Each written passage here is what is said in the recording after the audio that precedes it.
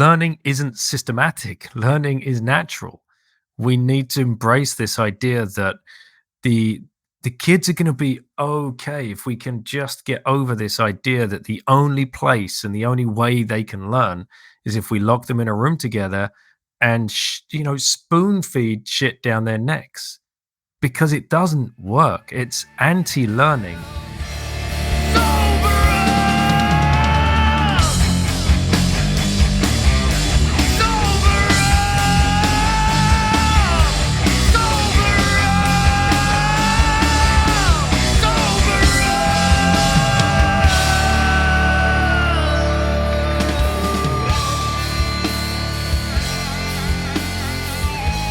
Daniel, welcome to the Freedom Footprint Show. Thanks for joining us. Thank you, gentlemen. It's weird to be on the other side of the mic here. Yeah, good to have you here, Daniel and Lauren. This is hello. This feels very odd because it's usually the other way around. I think I've been on your pod 5 or 6 times now. It's getting weird, and yeah, when we meet in real life, it's just it's the same feeling as when we're on the pod. Like we're always doing this, aren't we? Yeah. So we even had a conversation just yesterday morning or this morning. I can't remember. Like it's not often we're talking. No, as soon as one of us gets an idea or something, we usually want to bounce it off the other. At least I want to bounce my ideas off of you. Well, one of your latest atheism ideas. You come to the other guy that is a big fan of The Life of Brian. That's the way to go, right? Probably. All right. How are you going to work this with Lauren? Are you going to ask her first of all, like a question, or like? Yeah. How are you, Lauren? What are you up to these days? How much? What percentage of homeschooling are you doing now? Like, or 80-20 or 100% homeschool or like 20% homeschool, or what's the deal there? I've 100% homeschool. Yeah. So you don't go to school at all? No. But you still have a bunch of teachers coming over to your house and teaching you stuff every now and then? Or how does that work? I have one French teacher that comes and teaches French because we don't really go out anywhere. And yeah, we don't really use it that much. So yeah, she comes across and teaches you French. And we have to still Kubrio, Kubrio, Kubrio.com, which was rebranded from Galileo. That's where she spends most of her day. But so they changed from Galileo to Kubrio. Yes. And when did they do that? Like just now? A couple of months ago. A couple of months. August. Yeah. During summer. Around summertime, yeah. Yeah. All right, good to hear. And Lauren, why don't we kick this off the way Daniel usually kicks off his pods? Why don't you ask your father a question? Oh, yes. All right. What do you got? Let's see. Do you have any questions? You taught her everything already, did you? Everything you knew. I try. I don't teach her everything. You guys do when you come on the show and talk to her. You see, this is homeschooling. She's so knowledgeable that she can't even think of a question for her father. It's perfect. Does it have to be about Bitcoin, or does it have to? It can be about anything. Of course not. You can ask what's for dinner tomorrow or something, or whatever. Now you have the paradox of choice bearing down on you as well. I mean, the important word in Ask Me Anything is anything. Mm-hmm. Oh, when am I going to get fun? When are you going to get a phone? Mm-hmm. Okay. Perfect question. Yeah. All right. Well, Lauren, I guess the question is, what would you need a phone for? Texting friends. Texting friends, Mm-hmm. right? Okay, but at the moment, all day, every day, you are online chatting with your friends as close to in real life as possible. At least you're Zooming each other, and having big discussions and working together on different projects and problems and whatever. Well, I don't see the need for you to have a phone. But what about when I move? I don't have. Wait. When you move where? Like when we're gonna go traveling around again. I mean, at some stage in your life, but definitely not in the next year or two that I can Okay, visit. year or two I can go through. Yes, you. Okay. So, Lauren, I love that question because there's so much information in the question itself. You know, first, I can figure out quite easily that you don't have a phone when you ask that question. And then I can also figure out that Daniel doesn't really want you to have a phone at this point in your life because he doesn't want you to have notifications ruin your day. As it has for my kids. I mean, they're on the phone all the time, and it's pretty annoying sometimes. So sometimes I ask myself, why the hell did I give them my old phone? Because they're like, these devices are hypnotizing kids. They're great at hypnotizing kids, especially those dangerous apps such as TikTok. It's designed to hypnotize you. So it's really scary. So I think your father is probably doing a very responsible thing. I wish I was half as responsible as him sometimes. It's a constant battle. You do have access to my old phone, like Canute is talking about here. And guess what? I catch you looking at TikTok on it. It's kind of different. It's YouTube, but I have TikTok on my computer, but I rarely go on that. Right. Okay. I mean, I go like once in like 3 months just to check on what everything's going on. You should be making Bitcoin content. I can't. You can. No, I can't because you're a Bitcoiner. You can. I can't because on my computer I can't make videos for some weird reason. Plus. Right. Yeah. You're talking about the limitations of the device you have. Mm-hmm. Right. I see. Otherwise, you'd be making Bitcoin content. Yeah. You have to look up the alternative platforms. So I know like YouTube Kids, you can't use it for anything really. And stuff like that, but there are alternatives if you look for them. And of course, you're a Bitcoiner.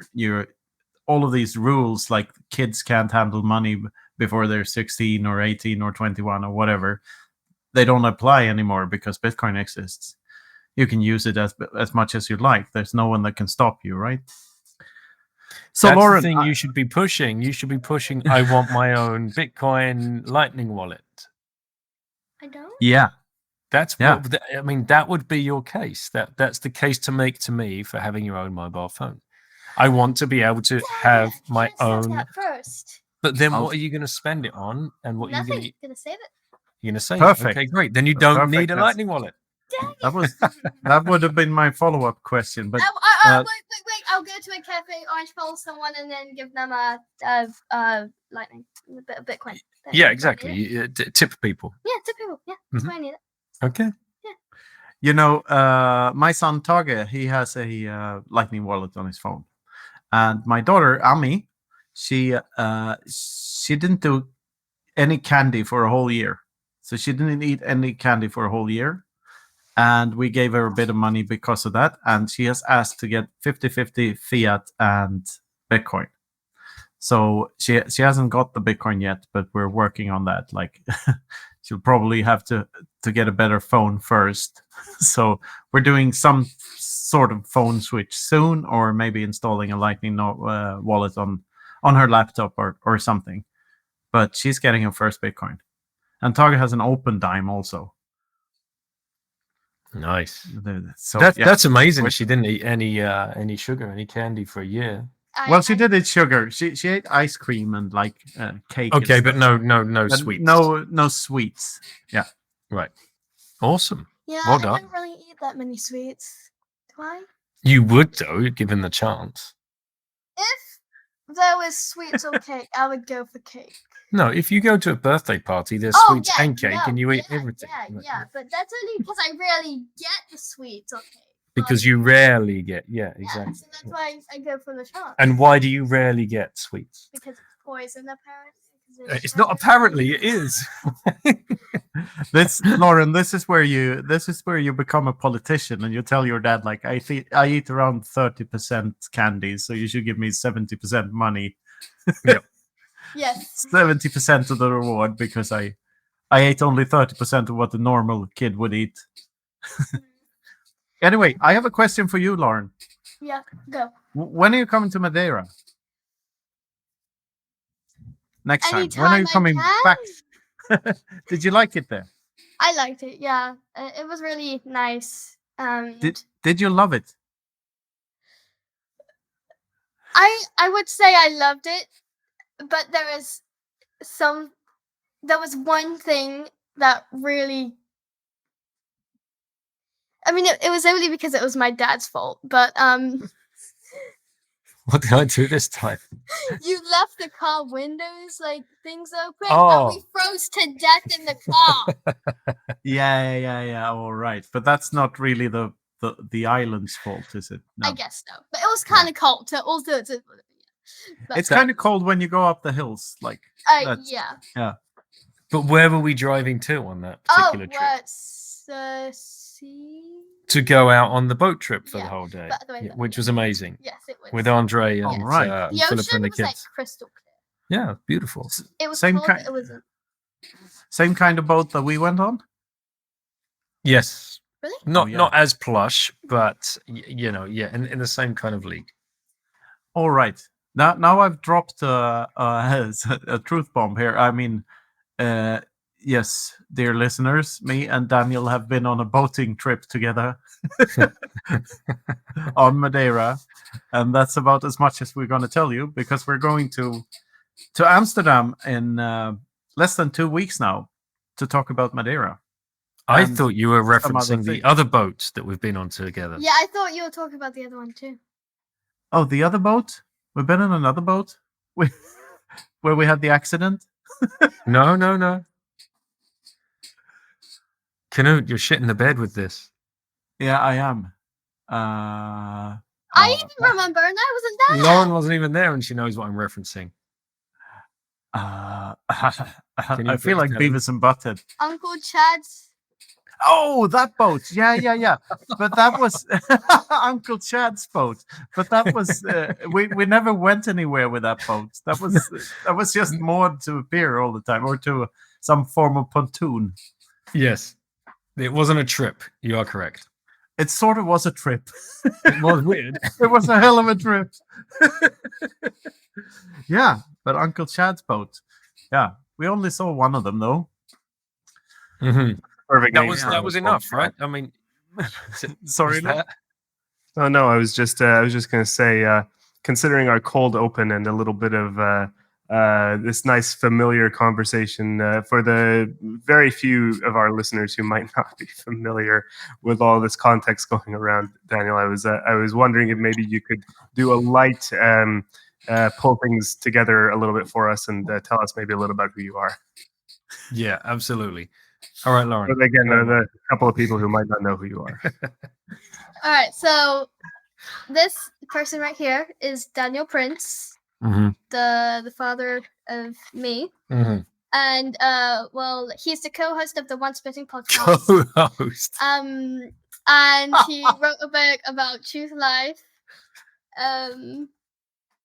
Yeah. Yes.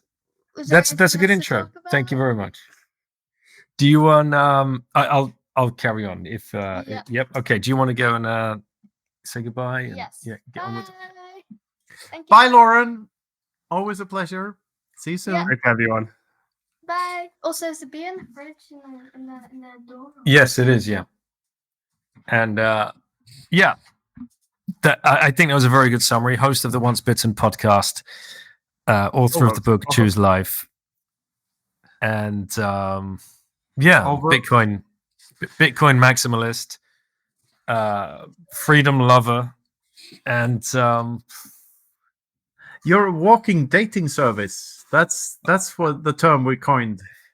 Yeah. Because your skill, an underrated skill of yours, is connecting people. That's what you do. yes, it is. Yeah. And I guess that comes from, I guess nothing is a waste of time. But I was a foreign exchange broker in a past life, in my Fiat life. I was the most Fiat of Fiat rent seekers, as close to the Cantillon effect, the spigot of freshly printed fiat currency as you could ever be, without even actually realizing what was going on. But that did teach me where to find and see opportunity and where to connect buyers and sellers. So I definitely have carried that skill over into my Bitcoin life, whereas Knut so eloquently says, I am known as a dating service because when I see somebody selling their service, i.e. their good or service or product, I know who would be interested in buying it, i.e. the investors in the space, or those that can help build that project out. So I'm more than happy to match those guys up. And as soon as I see that, the first thing I do is email or text or make sure I connect those guys. So I hope I'm adding value to people in that way. You certainly do, and it's a pleasure to watch this process live, and I learn a lot from it. I have to tell you, like, maybe you don't know, but I take notes, mental notes. I didn't know. Anyway, I thought of something.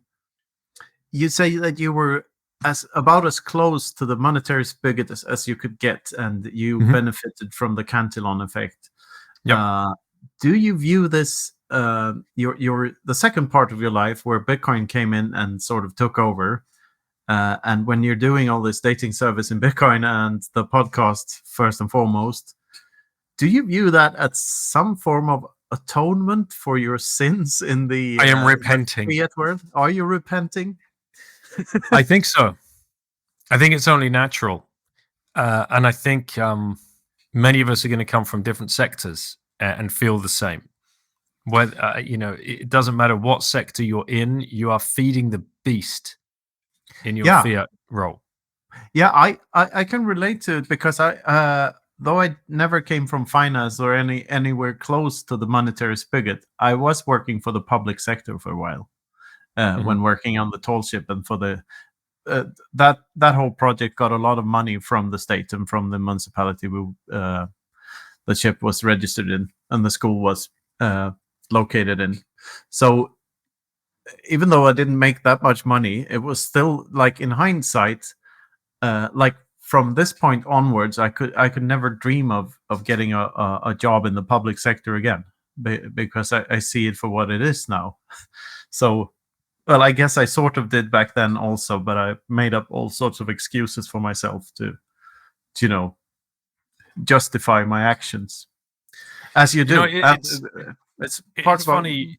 Yeah, it's funny you talk about this, the public sector. For those people that are a little bit more familiar with my views and my work, and you touched on it before at the beginning here, asking Lauren about homeschooling. I am of solid belief that the state education system needs to be abolished, and this is actually their biggest weapon against humanity, because they take your children away from you as early as the age of 2, 3, 4, or 5, depending on which country that you live in, and that is an attack on the family that downgrades your effect as a parent. You are literally outsourcing your parenting to a complete stranger who has your child locked in a classroom with complete and total 30 other strangers for 8 hours a day doing low-grade clerical work, all under the guise of free education is a human right. And, it's anything but free.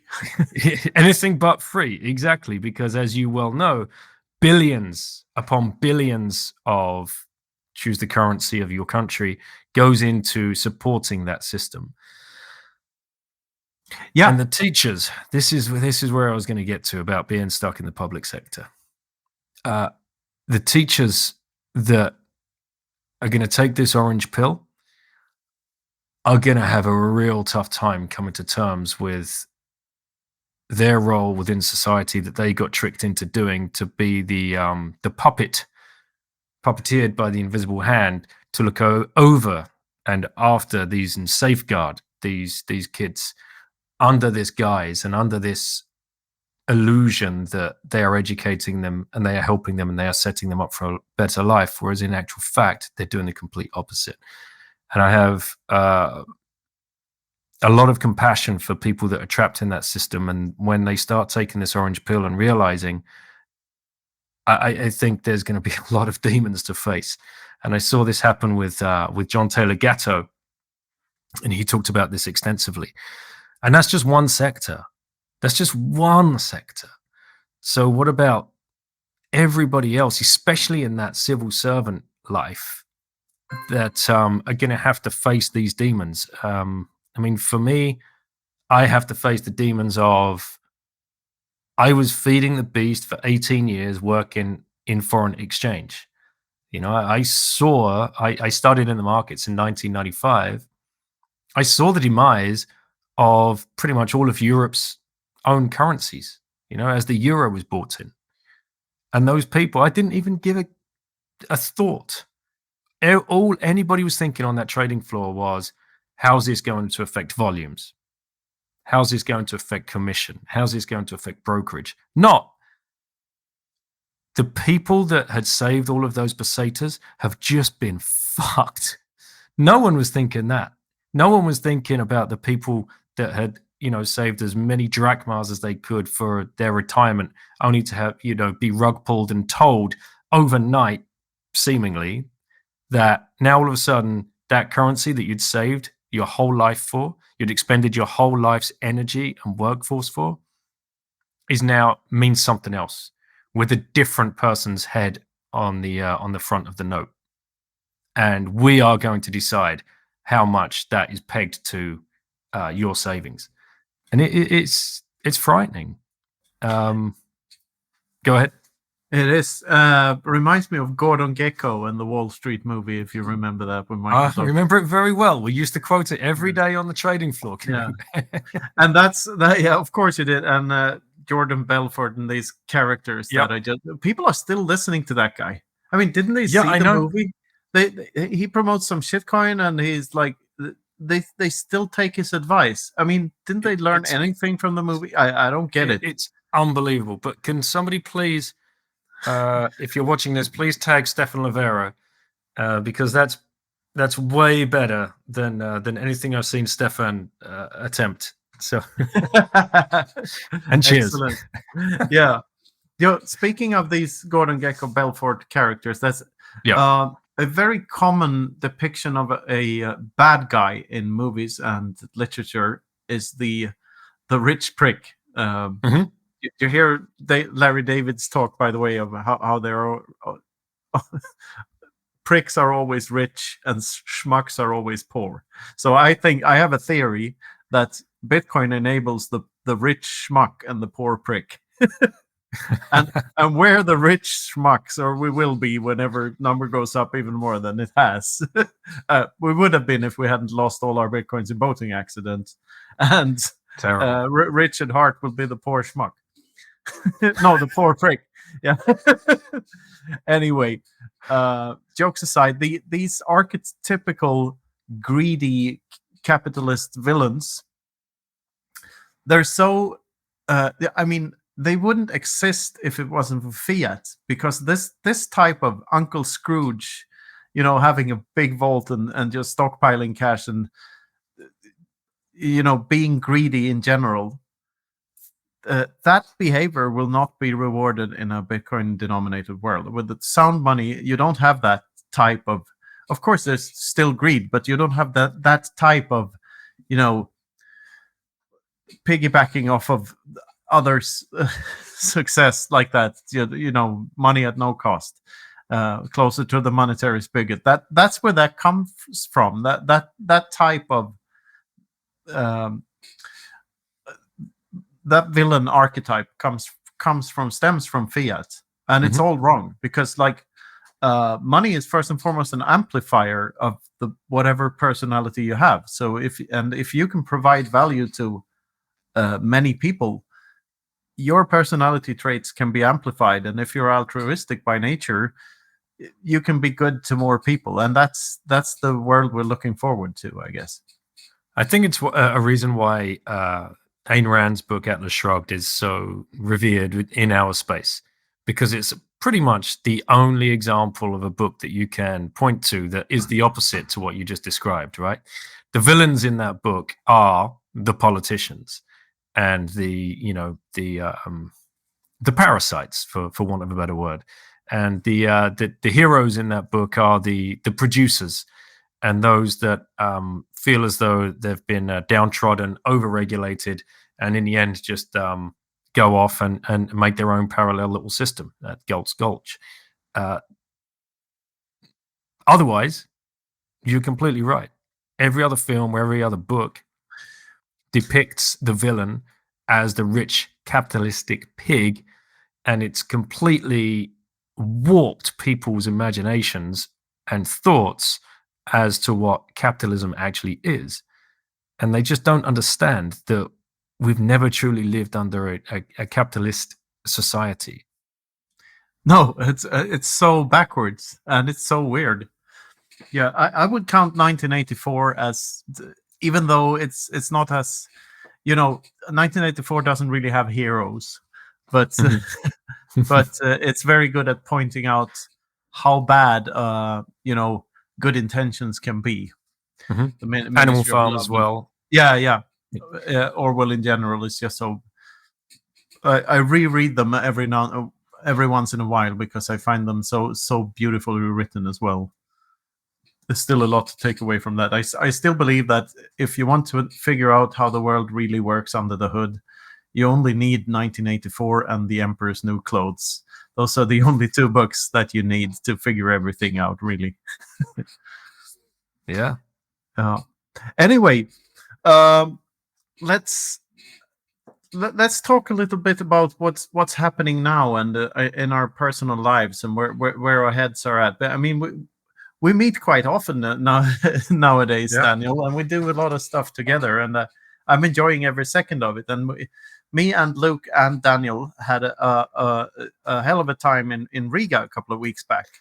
So how was your Riga experience? I mean, we're two different people after all. So tell us your version. Or three different people. I forgot you there again, Luke. Sorry about that. But tell me your version, Daniel. The most surreal moment of that whole weekend was hanging with you two in that, I don't know, what is it, like a kitchen or something that we were in? I loved it. Yeah. You were selling books and T-shirts, and I was selling my Choose Life book. And that's the first time I've ever customer faced with my own product. Yeah, second time for me. And maybe weird. Third time. and get this right. So the first time, and I'm only accepting Bitcoin. I think I sold 30 books and only 2 people paid in fiat. Some in pounds, which I then had to exchange with an English guy that was there. Yeah, was that Van der Waal who had pounds, I think? I can't remember, man.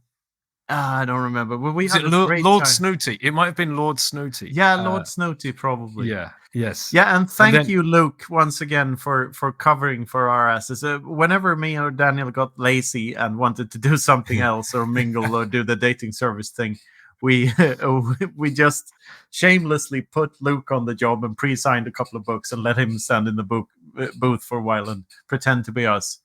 So how was that, Luke? When we weren't around, what were the questions that were getting fired at you? That was fun. I mean, where's Knut? That was the most common question. But no, it was a lot of getting to know people. 3, 4, 5 at least people. We exchanged Twitter handles, and I've stayed in touch, and just good to connect with people. This was my first in-person Bitcoin anything, so I really enjoyed it, and I want to get out to more things, and it was great to be in the context of the books too, because that helped to kind of open the conversation with some common ground, because I think, like in any situation, and Bitcoiners being a interesting group, maybe we've all got one thing in common, but sometimes that's not even enough to get a conversation started, right? So it helped that way too. It's Great. interesting you say that because Kino, you and I again were approached by a new initiative, a new app that's being put together to help advise, and I jumped at the chance because exactly to Luke's point here, when you meet Bitcoiners in real life, and there were a handful of NIMS at Riga, and coming out is, for want of a better term, coming out and meeting people, there's no going back for them once they've done that. Once they've actually met people in real life, and the same is going to happen in Amsterdam as well. And I can't push this. Yes, there is a strong need to be private, and there's a strong need to be anonymous, but being lonely is a fucker. And if you are literally the only person that thinks the way that you do in your immediate circle, you're going to find yourself in a very, very dark place. So being able to connect with like-minded people, and, to Luke's point, you're not going to agree on everything, but you're going to agree on most of the core stuff. And you'll find yourself in the most deepest, meaningful conversations you've ever had in your life, sometimes without even a beer. Yeah, it happens, guys. Yeah, it's weird. So, I'm definitely alluding to the fact that Orange Pill app is going to be launched at the end of this month, I think, and both Knut and I have been helping throw some ideas, shit against the wall, see what sticks. But I think it's going to be an awesome solution for those people that have been to the conference and then they want to make that network and they want to build that meetup, or they want to build a small community, or they want to just have that one guy close to them that they can go on orange pill cafes or bars or restaurants together with and find each other. And it's going to be the next step into the next 2 or 3 years, I think, that just helps us all carry forward this message of Bitcoin in a much stronger fashion. Because if you're the one guy pissing into the wind, you need support. And you'll find support at these conferences. And it's just been such an incredible, heartwarming, soul-filling moment to meet people that you've either never met before or only ever interacted with on Twitter. It's indescribable. And I'm happy that we've had the chance to interact in real life too. It makes the connection a little different, as you say. Yeah, 100%. Yeah, I 100% agree with you, Daniel. It's weird because it feels like we have the luxury of being able to sort of handpick the best friends we could possibly have from a pool of friends from the entire fucking planet. We pick the absolute creme de la creme. And it's just ridiculous. And as you say, the conversations are so insanely valuable. So two minutes with one of these Bitcoiners is just worth, as I say, 2 months of conversation with my mom. That's like hello, Mrs. Hope you're not listening to this, Mom. But in terms of unpredictability, maybe it's sort of my mom tends to be a tad predictable sometimes. Anyway, love you, Mom. So where are we now? What are we doing? I mean, we've already revealed that we were in Madeira, and and we've revealed that we're advising the Orange Pill app with stuff, and that seems like a fun project. And I know you're in sort of the same situation as me in terms of getting all these suggestions from people, and the more video conferencing and social media matures, the easier these connections. It feels like it gets easier and easier to make these connections and just pitch ideas to whoever you want to pitch ideas to, and you get ideas from others. And of course, it's a skill as well to curate your own content, so you can actually follow up on stuff and not drown in bullshit. So, but yeah, I enjoy that ride a lot, and we're going to Amsterdam in less than 2 weeks now. So there's a conference there, and then I'm going to Bulgaria, but you're not. But you're coming to Prague, right, with me? Yep. To the so the Bitcoin conference in Amsterdam. There will be a panel about the Madeira project, which Danial will host, and it will be Danial, me, and Troy Cross, Jeff Booth, and Andre Loja, who is the founder of the Free Madeira project, the only Madeiran in the project. And yeah, it's going to be great. So we'll looking forward to what are you happy to reveal? That's the question. Before we do that panel. What we can reveal now? Well, it was no secret that we were there because no, was it Greg or Larry? You put the picture. We're sort of like, all right, we'll need to keep this a secret, and then there were a couple of boomers in the room, and the next day. Sorry, boomers, but but that was sort of according to plan too. I think we're sort of planting the seed. It really didn't matter to be honest. But for those that aren't aware, the backstory is Andre, who you referenced just a second ago, born and raised on Madeira, had a visit at one of his businesses. He owns the co-working business in Funchal, which of course accepts Bitcoin because he is a Bitcoin maximalist. And the president was touring that because he was trying to get a gauge on digital nomads and startups, and how can we do more and attract more people to the island. And he saw the Bitcoin accepted sticker here, and Andre jumped straight down his throat and tried to orange pill him as hard as he could. And basically that ended up in that becoming he contacted me, and I spoke with the guys in Miami, and that was a personal invitation to President Albuquerque and his head of cabinet and the head of the IBC International Business Center there to come across to Miami and meet a bunch of people, namely Michael Saylor, Samson, Max, Kaiser, and Stacy, of course, because she's always in tow and ready to orange pill as many people as she can.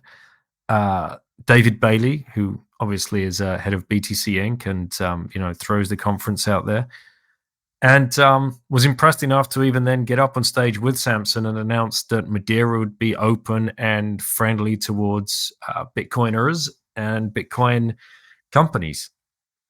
That message was a little bit unpolished because it was pretty quick in his own journey into understanding what Bitcoin was. But ever since they got back onto the island, myself and my wife and our kids, we've visited and met again with President Miguel. And then Andre invited yourself, myself, a bunch of others, including Jeff Booth and Lawrence Lepard, Troy Cross and Greg Foss and Obi Nwosu. And I can't do everybody justice here. There was about 12 or 13 of us taking some very high-level meetings, which were very, very interesting. And there is going to be an announcement in Amsterdam about the organization that is being put in place and the plans that are being put in place to help educate the people of Madeira and the people that live outside of Madeira, because there's a hell of a lot of foreigners, diaspora, people that have left the island. So there's a big remittance thing going on there. Many of them live in Venezuela, for example. So there are more Madeirans in Venezuela than on Madeira, which is way more. So there's like 1 million of them in Venezuela. The educational opportunities there are ripe, and the time is ripe. And we have Consensus Network on the island that are doing all of the books that they can find into different languages, namely Portuguese, namely Canute's, namely mine. Luke is very, very close to the project as well with Consensus. Yeah, those of you that listened to the pod before, Nico Nico is not here with us anymore. I don't think he'll be participating in the pod as much in the future, unfortunately. So, but he'll be doing other stuff. Because he's busy as all hell. He's very busy. He's the CEO of Consensus Network, and they're publishing. We have to shield Yoni's book as well, which is coming out hopefully before Christmas. So a lot of good stuff coming from there. So. I can't wait for Yoni's book to drop, and that is going to be awesome. Right. Yeah. It's going to be in my Christmas stocking, and it's going to be paid with Bitcoin via the Lightning Network with Consensus. That fills me with joy. Being able to do that is such a special feeling. Yes. I need to make another announcement while we're speaking about Yoni. I talked to Geist1 today. I talked to Yoni today, and we're in the midst of editing a new video, a video rendition of the Element Zero chapter from my latest book, and it's coming out soon. So hopefully we'll have that done before Amsterdam, and I can't wait to show you guys this one. I love it, man. It's gonna Element be great. Zero. That chapter is an awesome chapter. Thank you, and it's even better with moving pictures attached to it. And I managed to, Yoni is not as active as I am on Twitter, so I managed to sneak a whole bunch of memes, little meme snippets into this video. And those who know, like, so Easter eggs. He's getting there though, and it was great talking with him a couple of episodes ago. So really excited to see everything. He's got a fresh perspective. And if you don't know Yoni Appleberg, follow him. But back to you, Daniel. We're we're coming back to Madeira. Both of our families. I think you're coming down there a little later than I am. Let's not reveal too much, but we're both involved in the project, and it's gonna be great to finally be able to talk about it after Amsterdam, and to see what we can do. I'm looking forward to the panel. I want to get to questions and answers as soon as I can. I'm hoping to field the plebs questions and see what the sentiment is out there. What are they expecting? What are they hoping? What are their concerns? More importantly. So that's going to be cool because we will be able to directly answer a lot of those questions. So it's going to be it's going to be cool. Yeah. Having said all this and all that about this project and and about El Salvador and Central African Republic and all of these things. What we have to remember is that regardless of what some government decides or whatever some organization promotes or whatever, Bitcoin is still a grassroots movement, and it still takes all of us to make it happen. So it is important for you to orange pill the cab driver. It is important for you to orange pill the bartender and so on. And you can take it a step further. If you're out with a big group of people, say like 10 people, and you go to restaurants and you ask them if they accept Bitcoin, no matter where on the planet you are, you should if they say no, you'll just say, okay, thank you very much, then we'll find another place. So you can also and you can also say like things like, if you accept Bitcoin, we'll pay you 20% more. I mean, you can do all sorts of things. My favorite is the tipping. Yeah, the tipping is good, but you can take it a step further. That's what I'm saying. Like you can say like, all right, well, we are Bitcoiners. We are going to sort of boycott places that don't accept Bitcoin from now on. And good luck not accepting it in the future. And I remember one epic moment in Riga at the, what's it called? The Cuba Cafe, where we visited. This was in the beginning of, I don't think you had arrived yet, but we were there and like asked him the bartender if he accepted Bitcoin, and like, oh no. And we're like, are you kidding me? You don't know about this thing? This place was packed with Bitcoiners every night last time, and that was 3 years ago. So everyone's been building up momentum for 3 years for this conference. So you have a whole week of like Bitcoiners flocking to your bar and you're not going to accept Bitcoin, they're just going to go somewhere else. So you better start accepting it. And yeah, a couple of minutes later, he had a wallet. He started accepting Bitcoin. That's awesome. And we went to another bar anyway. To orange pill them. You felt so confident you could now orange pill absolutely anybody, right? Let's go. Yeah. But baby steps, like small step for one bar, but a giant leap for some other fucking bar. It's a tougher nut to crack in some places, though, right? Where there's just absolutely no retail adoption. But I think your ideas of, say, doing a tip or the 20% more or something like that, I think those are tangible ideas. I mean, I've yet to find anywhere in Finland that accepts anything except like person to person or something like that. So it'd be nice if there was some more. But it is, as Daniel says, it's like pissing in the wind if you're alone. If you're 10 people, or if you're orange pilling, if you're a flock of orange pillars, that's way more effective than just being one person. We're a flock of orange, not a gaggle. I thought we were a pride.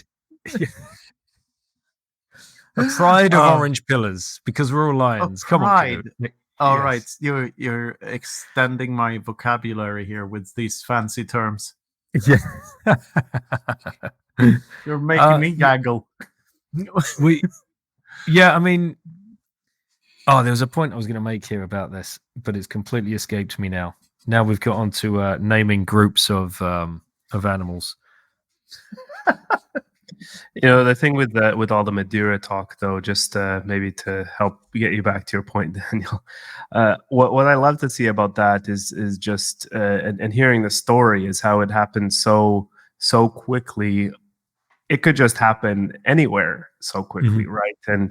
And there's a real hopefulness there that you get one place that starts to become really good for Bitcoin, and Bitcoiners will go there. I mean, I'm looking forward to visiting Madeira. It's certainly closer than El Salvador is, or Central African Republic. It's closer than that one, but it's a hell of a lot safer too. Yeah, I haven't heard many good things about the Bitcoin community there yet, unfortunately. But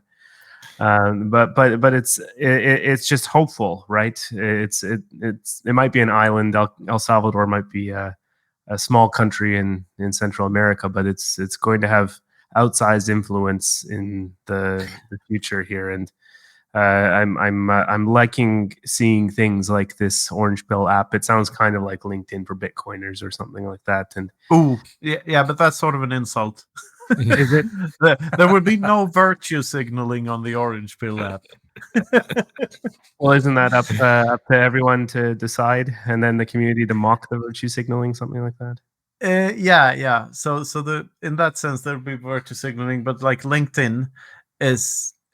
It's so ridiculous these days. At least my feed. I don't know if I have crappy old workmates or something, but there's so much virtue signaling going on LinkedIn, and people are trying to gain these political points. And look at me, I'm such a good guy. I'm sharing this speech here by this teenager or whatever. It's it's depressing. Yeah, and then the results of I prefer the Twitter memes that talk about the results of listening to a teenager, and suddenly your energy policy is not in such good shape. No names. Although she definitely needs orange pilling. Did you just assume her gender? I'm sorry.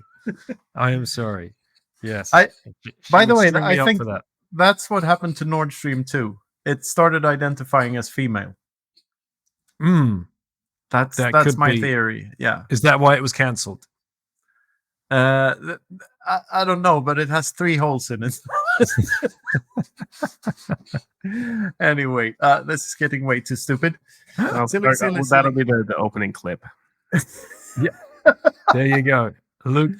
How many shows deep are you? Luke knows exactly, like it's bam. Yeah. As long as you don't open with some fucking Viking reference, Luke, and I'm fine. Well, hey, you made it this time now, so I guess I'm. We're supposed to be drinking beer from horns. I thought that's what we were doing. Yeah. Yeah, I would be drinking beers, but I ran out of them, so I don't have any at the moment. And it's Sunday here, so everything's closed. Yeah. I figured something out. I don't think you've mirrored your screen. And I see that because your mempool t-shirt didn't Is left have to right instead of right to left? Exactly. So because you didn't mirror your screen, it's the correct way, because they didn't add that function until after you got that t-shirt, right? No, very cool. That's an observation. There you go. It's my favorite right now. It's my favorite Bitcoin t-shirt. It's so yeah, I'm sorry, Knut. And actually, huge apologies, mate. I was stood next to you in that booth for hours on end, and I didn't buy one of your t-shirts, and I just felt so. Didn't I give you one? About that. No. What? I didn't give you a t-shirt? No. So we will make this right enough for them. Because, mate, like we said at the beginning, it's so weird to us to be doing that stuff that you just like forget basic shit. Like, and Jimmy Song just tagged along and stood there with us for a while as well. That was also weird. When in hindsight, I didn't think about it much when it happened, but like, okay, that happened. That's Jimmy Song. Yeah, that's fucking amazing. That was cool. Yeah. I've been liking your work because I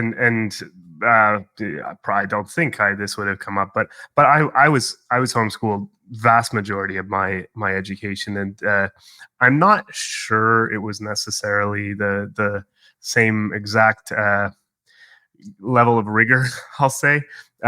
Maybe to put it lightly, and I hope my parents aren't watching, but it's a miracle that I can even form complete sentences.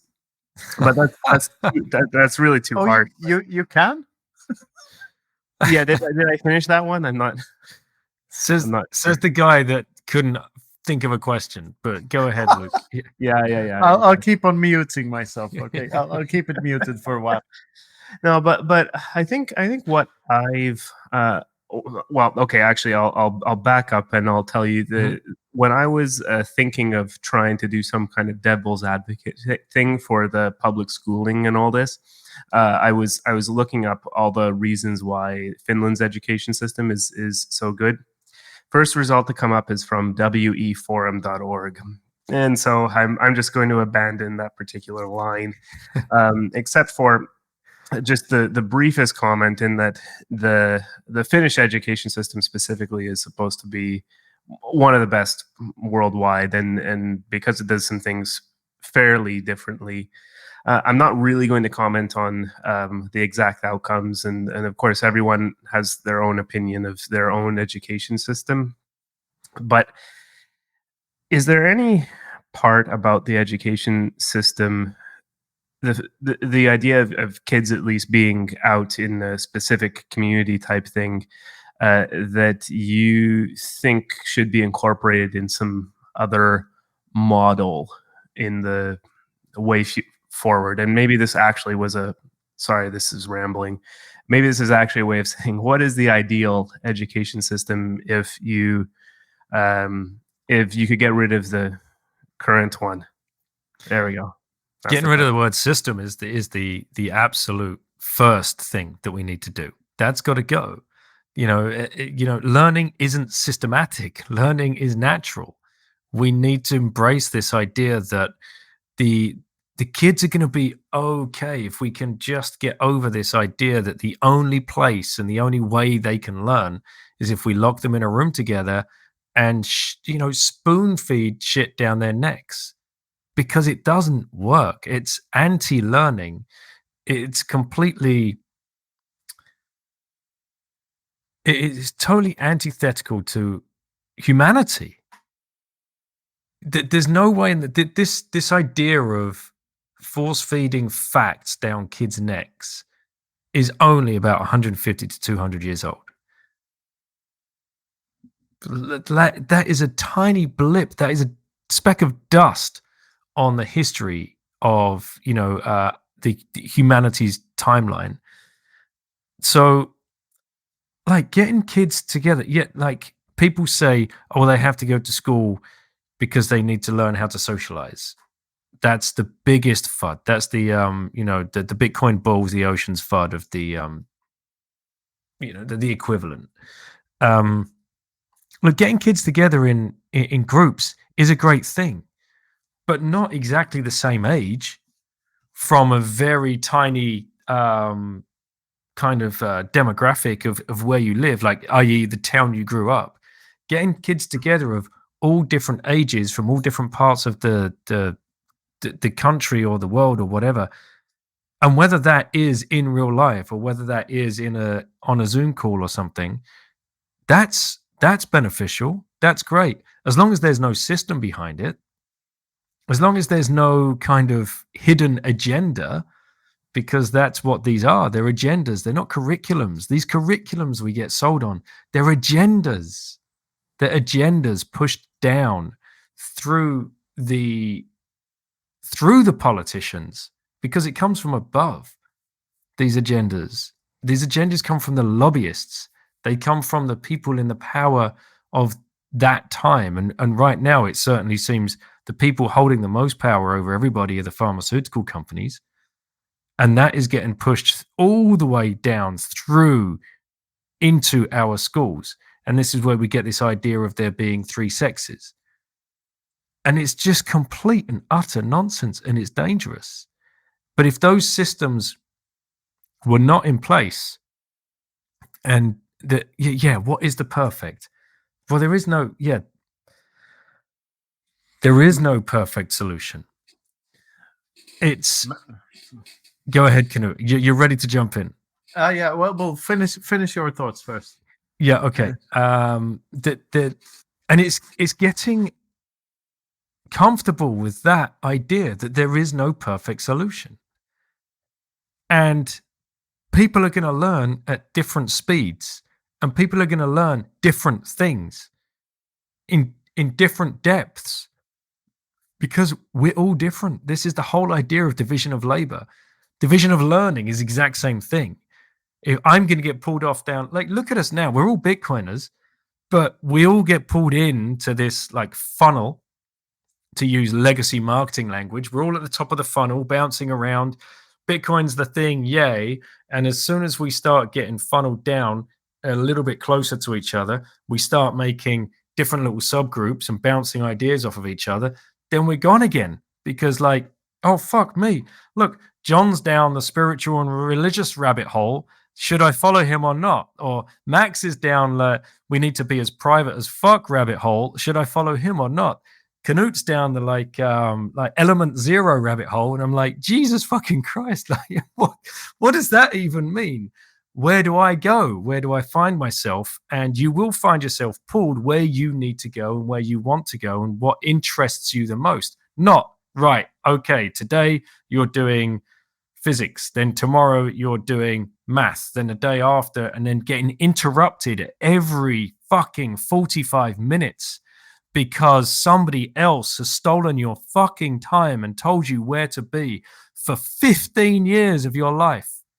The most monumental 15 years of your life has been stolen and planned for you. And it's sick. And until we completely smash that system, we will never regain humanity as the way that we foresee it as Bitcoiners. And so go ahead, Knut. There's my little rant. Love it. Completely love it. I would say the only thing I would add is like it's up to each and every parent how they want to raise their child. That's the way 100%. 100%. But when the state force compulsory schooling on you, they've taken that away. They've smashed they've completely smashed your relevance. They kidnapped your kids. But totally. But then again, mate, like, don't brush over that. That is kidnapping. Yeah, I'm saying it casually, but it's really a disaster. So, like, it's like saying taxation is theft. Right. Like, that's also a disaster. Mhm. Inflation is theft. That's also the biggest disaster of them all. But we talk about them casually because, like, what the hell? This is the only world we've known. We grew up in it, so we don't even realize how hideous these crimes are. Yeah.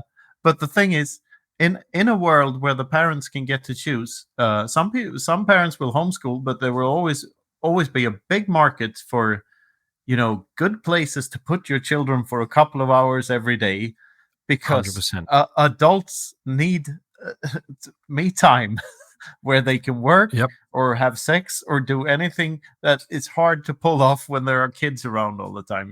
So there will It be is a hard to big pull off when there are kids around all the time. You're right. so that there's a big market opportunity for like taking care of other people. And imagine if that were a free market. Yeah, because then the parents could see what kind of children come out the other end. Mhm. Like, are they no good losers, or like, are these the people we want our kids to be? And a free market solves that. Mhm. And the only way to have a free market is to have sound money and a global Yep. sound money. That's the only way we can utilize all of the price mechanisms and the power of human minds. So in a free market, think about this right now, the way the system's set up, there's one chemistry teacher per X amount of tens of thousands of kids, right? Yeah. This is nonsense. This is absolutely fucking nonsense. In a free market, and let's just put Bitcoin on top of this, in a free market where the guy that loves teaching chemistry and wants to mentor kids with chemistry can roll up in town, buy the house he wants, and offer the service he wants to be, able to teach kids either privately or in small groups and run experiments. And so can the other 50 guys that love doing that as well. And Yeah. You don't even need to be better than the other guy, because it's not about that. It's about the kids learn in certain ways, and they will just gravitate towards that mentor that teaches in that certain way that most gels with them, rather than one chemistry teacher, this school for the next 50 years, and your fucking pension depends on it. Let's go. That's a disastrous situation. Yeah, if I was a chemistry teacher, I wouldn't do anything like the normal chemistry teachers do it. I would just right, force the kids into a theater, tell them to watch Breaking Bad on 1.5 times speed and binge watch it 5 times in a row, all 5 seasons, and let that work its magic. There you go. How would you? Maybe how the would kids you be coming out the other end wouldn't be very good at chemistry, so they won't send their kids to you anymore. Yeah, and you would probably go bankrupt, and you'd have to live with that. But that was free market dynamics. But that's a glib way of saying, like, if you put value for value into this thing, right? Because right now with a state education system, I mean, maybe there are cases where you have private schooling, but the irony actually with private schooling might be that parents are more invested that their kids get a good outcome. But the point is, I think with the public type schooling, right, the money just comes from everyone's taxes, and no one thinks about what is the actual value they're getting out. And if families are paying a little bit, but what they value for their children's education, well, then maybe they actually have a good put a good investment into it, and find the right teachers and things that actually work. So private education is just like, you still have to follow the state agenda to a very, very close degree. You as a parent are now paying 15 to 20,000 euros, dollars, krona, whatever it is per year, as well as the taxes that you pay anyway to fund the state education system. And look at the incentives of the private school. The private school is basically just there to attract more students the next year. So what do? They just absolutely drill the students with exam prep. So they get it's not about learning. It's about exam prep, exam prep, exam prep, exam prep, exam prep, exam prep. Bam, past that. Everybody's got A's and B's. Great, because now we're going to attract the next wave of students that are going to come in the next year, because this is a for-profit school. Exam prep. That's all it was, especially in the. That's how I would summarize my public school experience in one word. If you were good at, figuring out how exams work, then that's the skill you learn. You get really good at doing exams, which is a skill in itself. Mm-hmm. Well, and that's how I made it through the education system I had, because there were kind of these check-in exams every 3 grades, and they started to get serious at the 9th grade, and the grade 12 was really the big one. But I was good at test taking. I just was good at it, and everything else. I think I completely ignored my education system until it started to get like. The reason I did the last couple of grades in the public system was because I was worried I would get to university and have no clue what to do. I didn't study. I didn't do any of that, and I was probably a little unfair at the beginning. The thing about my quote education system was that I did whatever the heck I wanted to do, and I read lots of books. I was enabled with a library card, and I'll give my parents credit for that part. But the part that was actually I must learn this bit. It's like okay, like here's some random fact. I guess I'll remember that and try to regurgitate it. And I'm completely sure none of that time was useful at all. Trying to regurgitate it like a performing monkey as well, right? This is the So I had to take my daughter Sophia, who's 15, to a control 2 weeks ago, because the homeschooling Nazi board here in France keep a very, very close eye on us, threats to society. And she sat down in front of the history teacher, and the first thing she asked her was, what date did the First World War start? I'm like, my fucking God, really? You're asking a homeschooled kid that question? Like, you have no idea the countries she's been to. You've no idea the experiences she's had. She loves history. Ask her a different question. But no, they're so blinkered. Completely blinkered.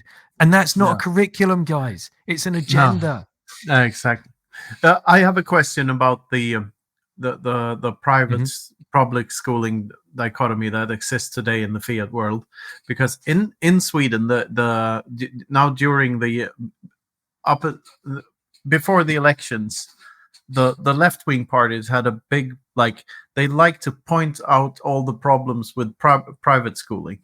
Mm-hmm. And they leave out this part that it's just public schooling in disguise, because they point to all this, that these private schools do not live up to this and this, and they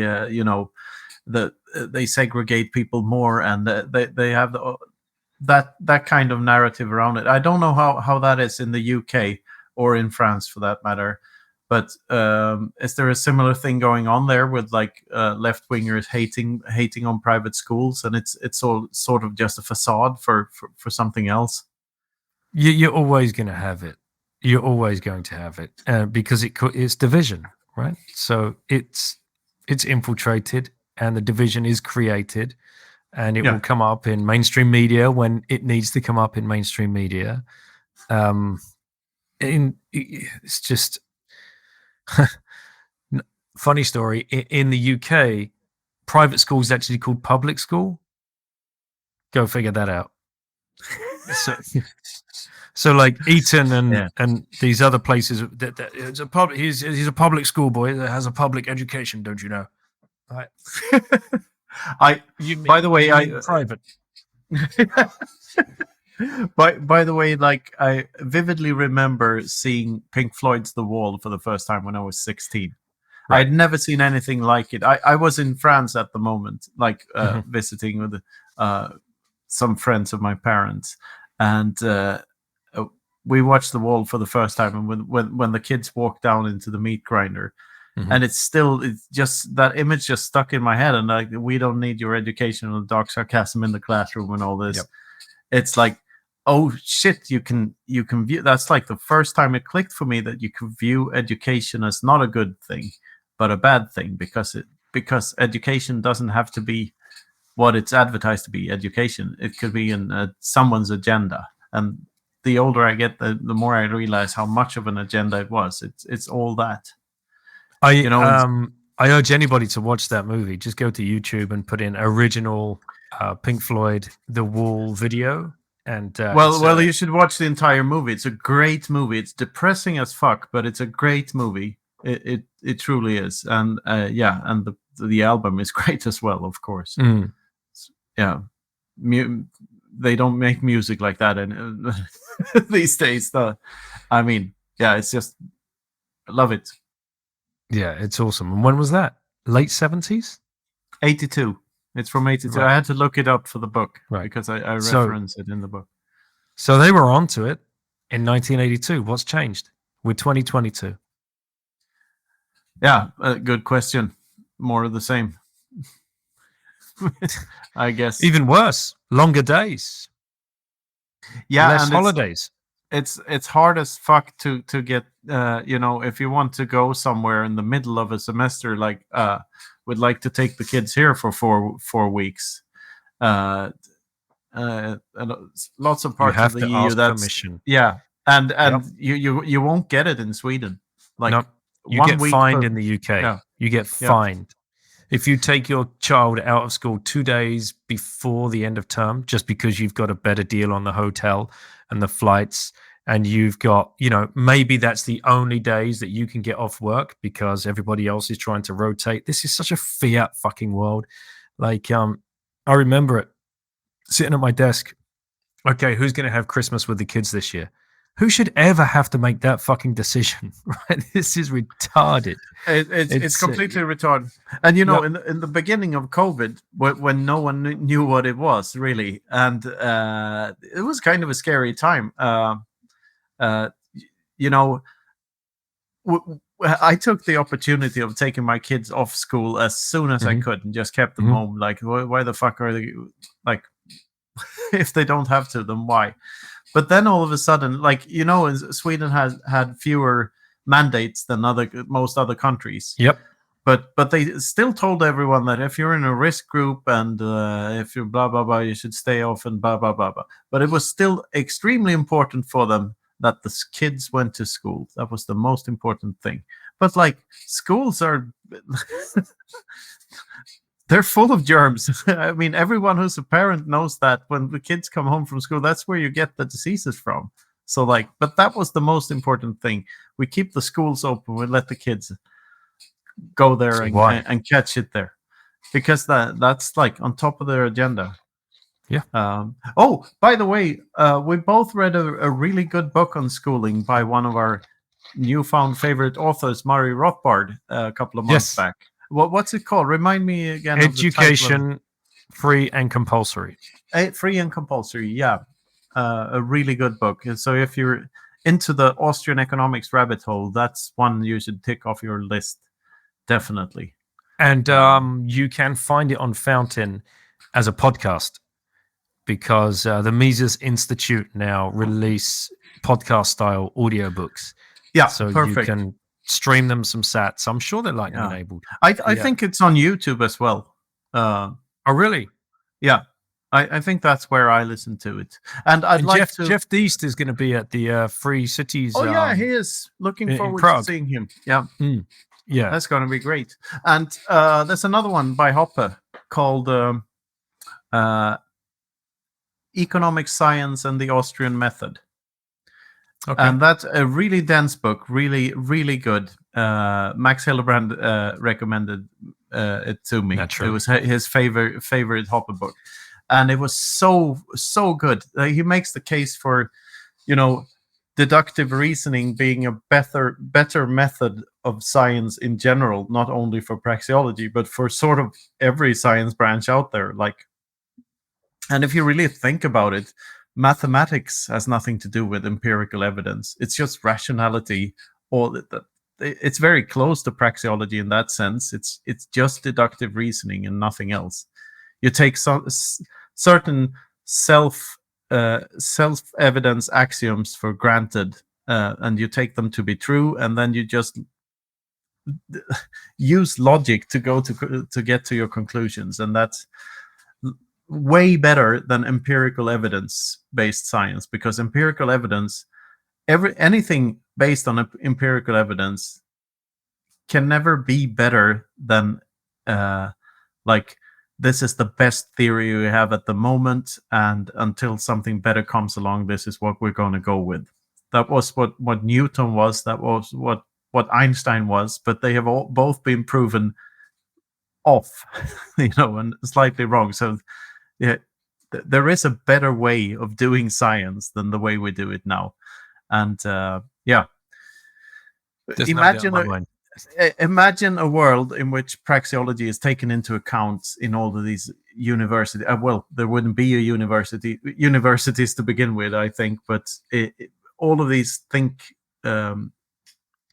tanks had their praxeology, in order before they even started trying to do science. Because I really once you study praxeology, you quickly get to the conclusion that you need that in order to find truth in anything else, really.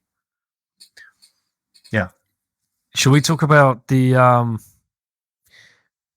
I think you were part of the conversation where, with Max, we were in Riga at the Bitcoin Reserve after party thing up in that bar where we were having something to eat, and we were talking about, how did we get to this point?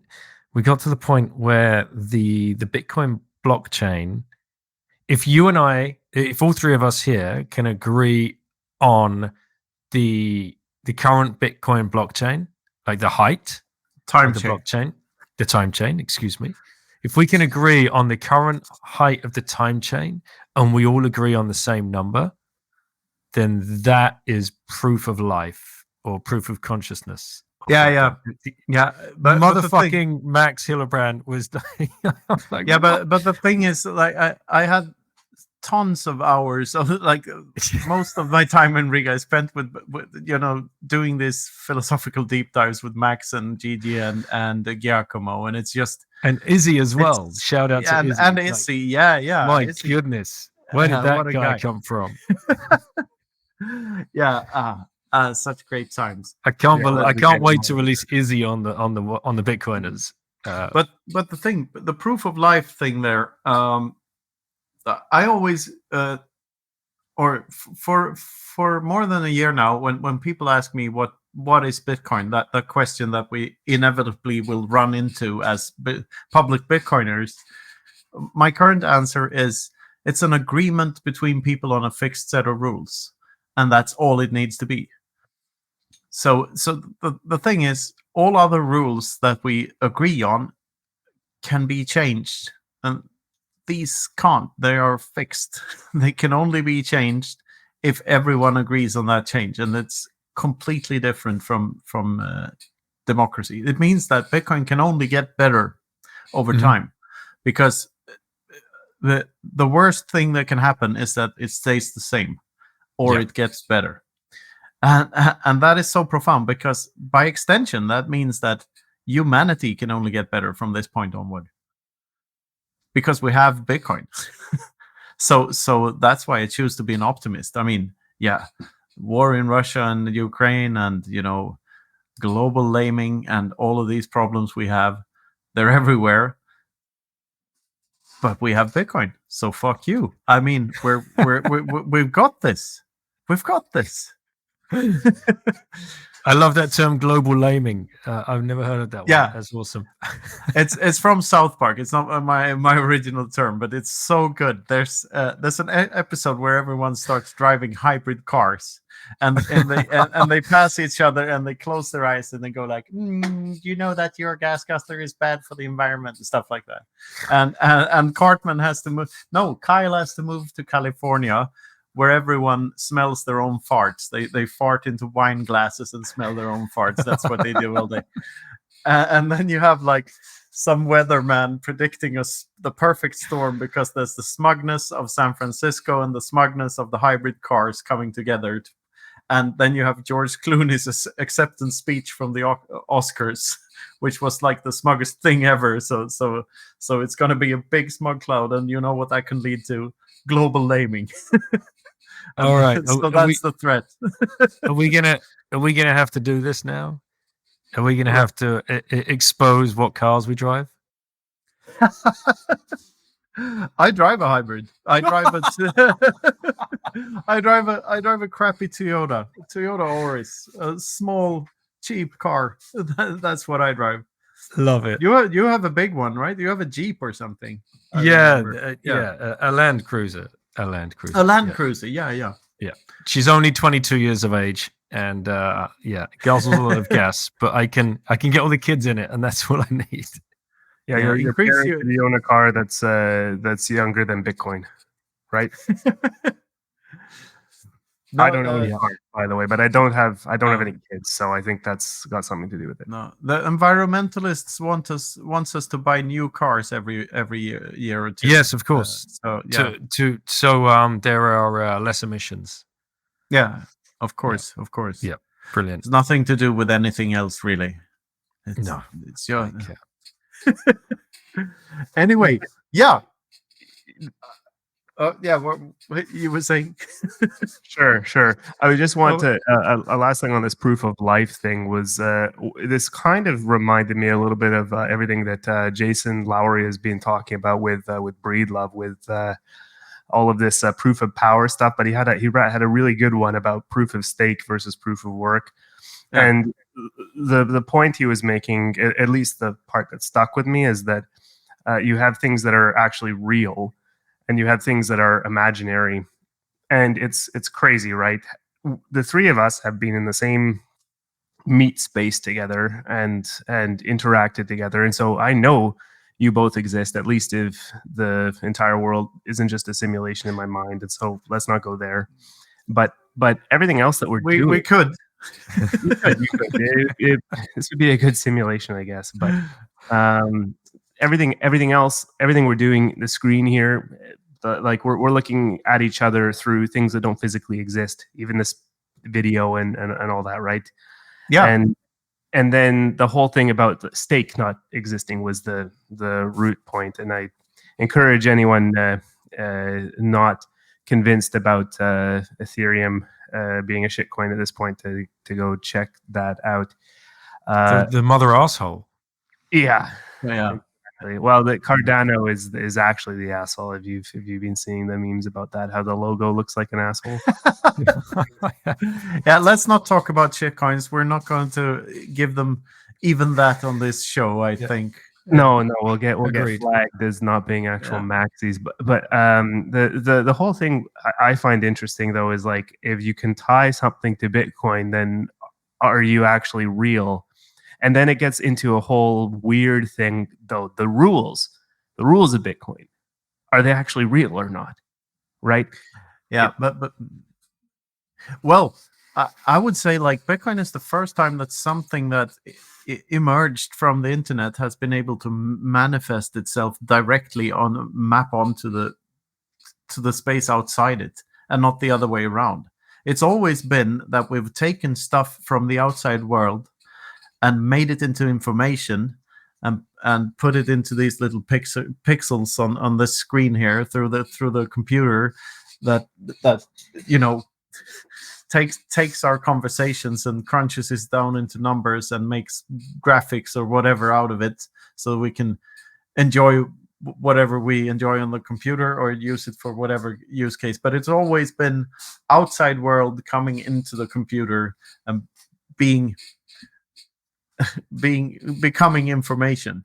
And this Bitcoin is the complete opposite. It's information, somehow manifesting itself in physical reality, and it's so fucking weird, because it truly is something from within this computer network which is really us as well. So it's from us, but it's from a different place. It feels like it's from somewhere deeper within us than the other stuff.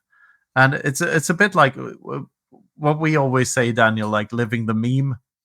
Mm-hmm. And we're memeing things into reality. We make a joke, and then all of a sudden we find ourselves in the midst of the joke a couple of months later, and it's so fucking weird to live through.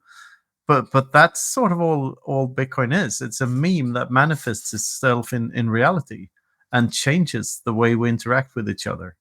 And yeah, I endlessly fascinated by it. by the very fact that you can still have deeper and deeper conversations about it that doesn't end. The rabbit holes are literally bottomless. You can go as deep as you want with every single strange aspect of it, and it's so weird. Anyway, this is like a quick attempt to maybe okay. Let me sure. One last thing. Like if we can analogize this, and this is probably a slightly poor analogy, but if you take a gold bar, right, and you stamp it with something, and you say it weighs a certain amount of kilograms or something, also an idea, by the way, or you take that bar and you melt it down into coins, and you say these coins are a certain weight, something like that. Gold still exists. The element still exists, right?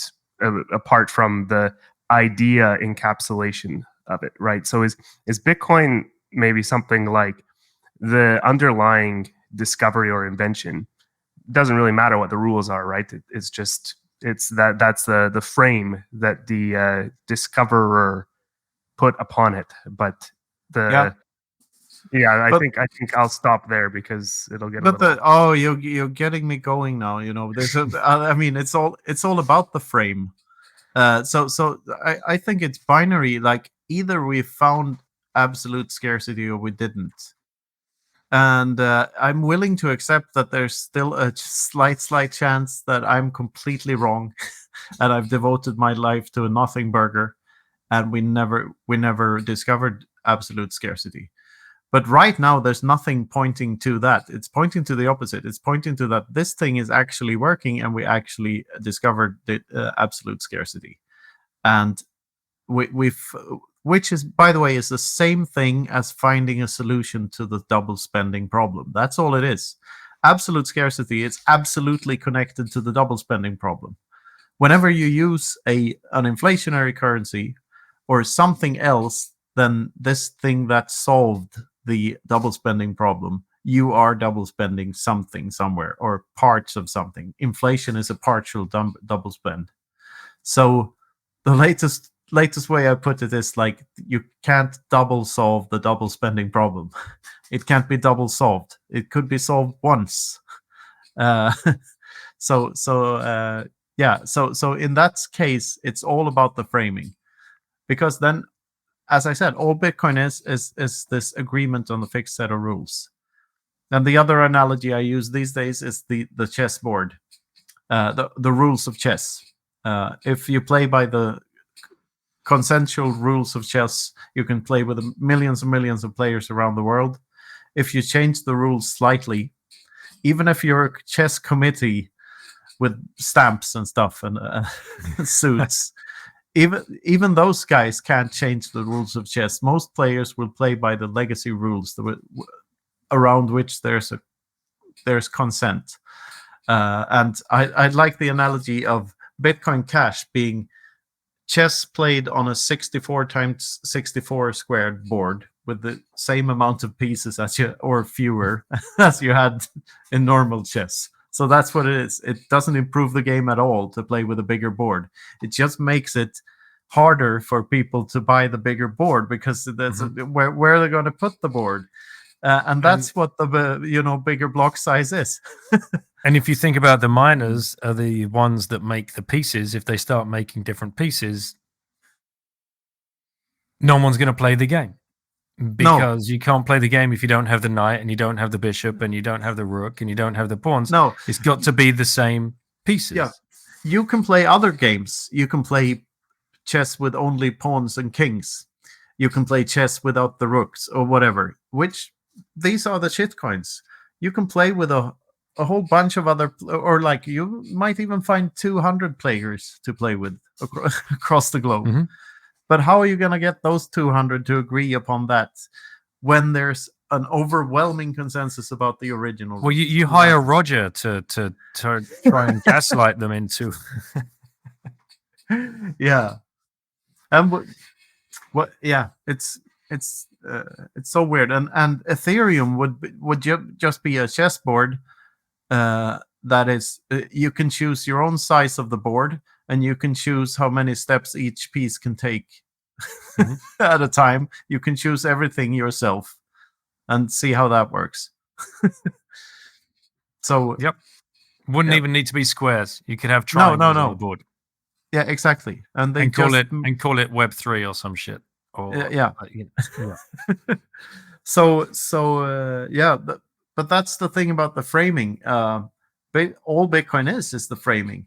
So the analogy with the stamp on the gold bar, like it's here it is. This is the stamp on the gold bar, right?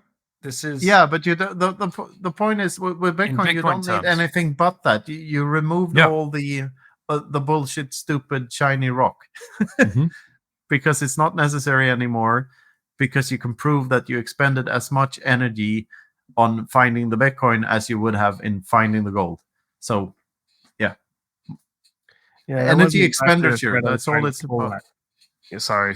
That it wasn't exactly the thread I was trying to pull at there, but we went in an interesting direction. I'm gonna have to do some more thinking because it's the combination of this Lowry stuff and framing and it was the kind of the thought that is the framing actually real and how do you get to real. I'll have to do some more thinking. And Daniel, I want to say, by the way, masterful interviewing there. You said one thing and then you got Knut and I talking to each other for 20 minutes there. Yeah. It's impossible to interview an interviewer, especially a good one. So an interviewer as good as Daniel, he's going to get us talking instead of talking himself. But yeah, to that.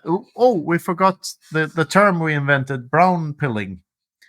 That's when you turn someone into a shitcoin, or you brown pill them. So my final question, if we're going to wrap it, I think this is a good place to wrap it up, okay? So can I just jump in on brown pilling because I've got to give a shout out to Andrew Henderson from Bitcoin Reserve, who was busy trying to brown people on tobacco in Riga. Oh, yeah. So he's got this thesis that tobacco ain't bad for you. Because the government said it is. It's bad. Exactly. So it can't be bad. And he's been going deep in the rabbit hole of, for want of a better word, I don't know, natural tobacco. And he had some stuff with him from Mexico, which he was rolling up in papers and smoking. I refrained. I'm not a smoker, so I didn't even try it. But there you go. It smelled way better than any tobacco I'd ever smoked before. I love Andrew, but the it's a good, like, just because something that governments like the opposite of the government, what the government says, isn't true by default either. So that's just. Do your work and do your own research. That's he's doing. The lesson from there. Yeah, he is. I can't wait to catch up with him. Yeah.